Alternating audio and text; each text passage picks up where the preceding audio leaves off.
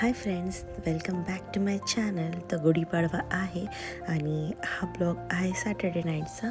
Saturday नाईटलाच मी गुलाबजाम करून घेतले, कारण की मुलं बिलकुल पण श्रीखंड त्यांना आवडत नाही, म्हणून त्याच्यासाठी गुलाबजाम केले होते. आणि ते करून मी मार्केटमध्ये उद्याची तयारी म्हणजे गुढीपाडव्याची तयारी करण्यासाठी फुलं, सजावटीची आणि पूजेची साहित्य आणायला गेले होते मार्केटला. आणि आम्ही रात्री लेट आलो, बाहेरूनच खाऊन आलो, म्हणजे पाणीपुरी हे ते मुलांना खायचं होतं आणि ते खाल्लं आणि घरी आलो आम्ही. आणि त्यानंतर मी नेक्स्ट डेला जेव्हा गुढीपाडव्याचा दिवस सगळी कामं आटपली आणि सगळं डेकोरेशन केलं. बाकीचा व्लॉग नाही शूट केला मी. खूप कामं होती, खूप कामं होती.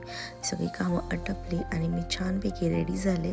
आणि हा पण व्हिडिओ मी शूट केला, तो मी लवकरच तुम्हाला व्लॉगमध्ये टाकेल. पुढच्या आहे त्याच्यामध्ये टाकून देईल.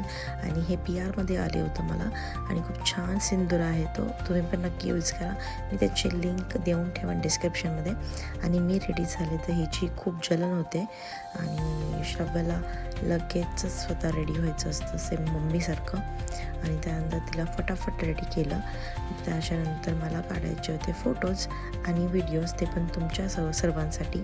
आणि मी गेले बाहेर आणि सिद्धला म्हटलं माझे पटापट फोटोज काढून दे, म्हणजे मी फ्री होईल आणि मी लवकरात लवकर किचनमध्ये जाऊन माझं बाकीचं लंचचं काम आवरेल.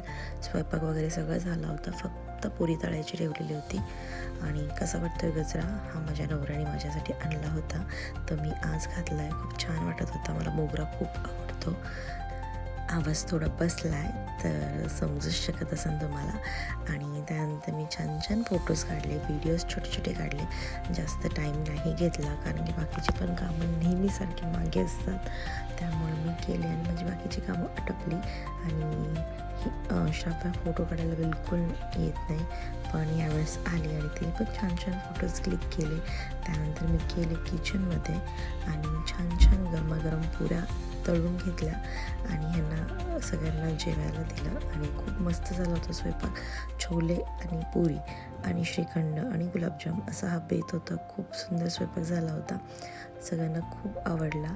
तर भेटूया नेक्स्ट व्हिडिओमध्ये. Bye bye.